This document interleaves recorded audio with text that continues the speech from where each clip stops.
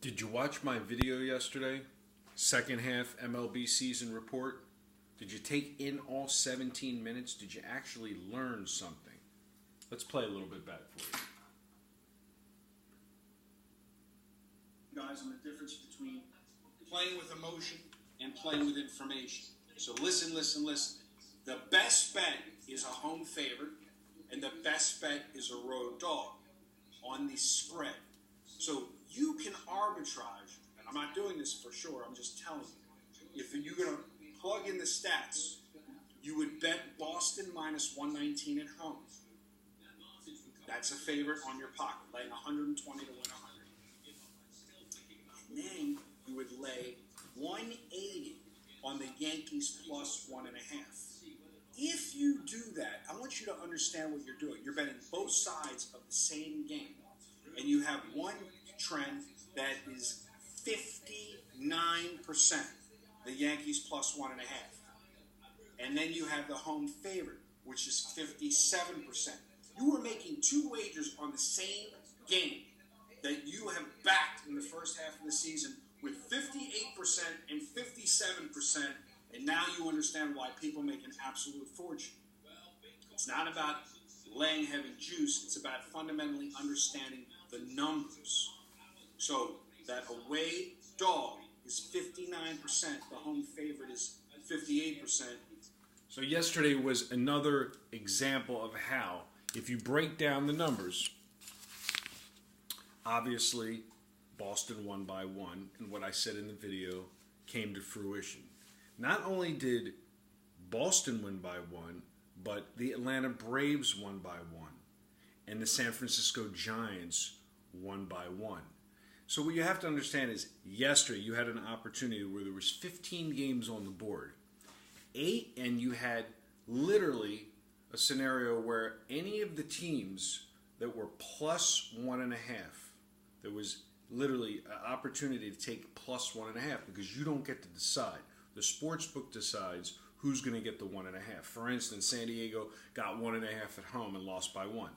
You went 2-0 if you arbitraged the Arizona-Atlanta matchup with a final of 4-3. You went 2-0 if you arbitraged the Boston Red Sox against the Yankees. Final was 5-4. You went 2-0 if you arbitraged San Francisco Giants, which was for me a little harder scenario because I don't like playing the road team, but they were plus 1.5.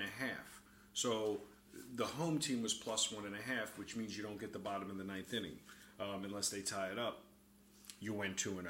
So yesterday you have 15 games on the board. 3 of the games hit the ARB number of a 1-run game.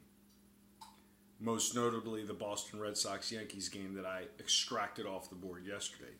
If you played every home team yesterday, you had a small losing day because home teams were 7 wins and 8 losses out of 15 games. That is very rare. Now let me show you the conversion. If you took all the plus 1.5s on the run line, you were 8 winners and 6 losers. So you go from being down 7 and 8, down 1 game, to taking the run line plus 1.5 only. That means you're taking the favorite on the money line. You take 7 and 8 and you flip it to 8 and 6. That's a big deal. That's the difference between being down 1 game and being up 1 game. Now, if you introduce the arbitrage into the scenario and you're arbitraging key releases, you have an extra 6 winners where you're betting both sides of the same game. And you're not going 1-0, you're going 2-0 in each matchup. In addition, we went, if you watched me on Snapchat and followed me on Snapchat yesterday, we got some new Snapchat followers at John Syndicate. We talked to Michael on Snapchat, and I said, how many games do we have? As a matter of fact, I'll show you guys right now. Snapchat.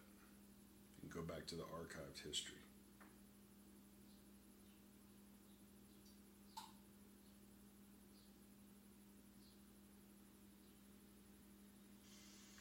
Are you excited about the future rain delay on the East Coast games tonight? So let's go. What'd you say we got cut off on? What about the small guys? How many? How many Mike, how we doing international soccer?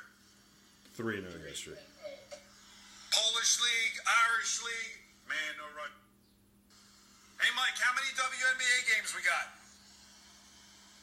One. How many CFL games we got? Two. All we got here is Both dogs in the CFL win. We get the cash with both dogs.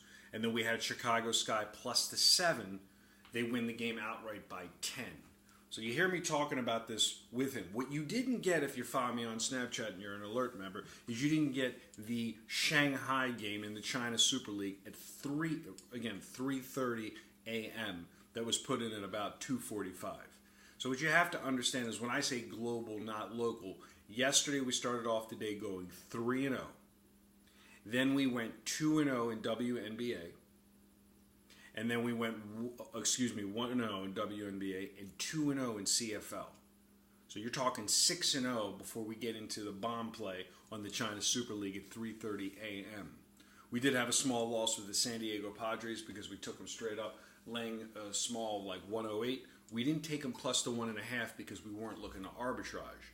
But again, if you follow the numbers and understand the real reality is yesterday you're 6-0 on our key releases, on our managed alerts. You're already 1-0 this morning as I do this video with the China Super League game winning -1 with Shanghai at 3:30 a.m. You heard me yesterday predict and talk about arbitraging both games, and you'll have naysayers and handicaps that will tell you otherwise. Understand when I say coming from the outside, coming to the inside. I deal with the biggest bettors in the world that trade sports. I don't deal with the biggest bettors in the world that analyze sports and want to make predictions and talk about pitchers. If you want to join a fantasy league, MLB league, by all means, go for it. But if you truly want to be diversified, and yesterday go 3-0 early in soccer, go 2-0 in CFL, go 1-0 in WNBA, and understand that you literally could have taken all the run lines yesterday plus 1.5 and been 8-6, or taken all the home teams and been 7-8, or taken 3 games and sweep the board by winning both sides of the same games. Call our offices, speak to Mike. There's a lot to learn this time of year. There needs to be no guessing. There needs to be no guessing. There can only be winning. Pick up the phone and call. You know, I talk to a lot of clients that are naysayers, and what I mean by that is they always say, let me see how you do, let me see how you do, let me try you out for a weekend, or they want to judge by 1 or 2 games. So what that means when I said in the video is listen, listen, listen. Put on your thinking caps and understand 1 game, 2 games, 3 games mean absolutely nothing. You either are a gambler or you're a trader. I don't watch sports except cycling. I'm a cyclist. Got the Tour de France on every morning from 6 a.m. while I'm playing and trading soccer from July 1st to July 23rd. It is the greatest sporting event in the world. You can see it behind me, and it'll be on in the videos if I'm here doing videos and I'm not at the office. And understand that I didn't watch 1 soccer game. I didn't watch 1 WNBA game. I didn't watch 1 CFL game. It's not necessary. What's necessary is to understand trading and understand technology and using it in your favor. Come in from the outside, come into the inside. 1-800-880-7507. Stop looking for the lock of the year. Stop looking for the game of the month. Start being global. Start being global, not local. And you too can profit the same way wise guy traders win week in and week out. Are you diversified? Ask yourself, have you learned anything in the last 2 videos? If you have, pick up the phone and call Mike. Good day and good luck. Happy Saturday.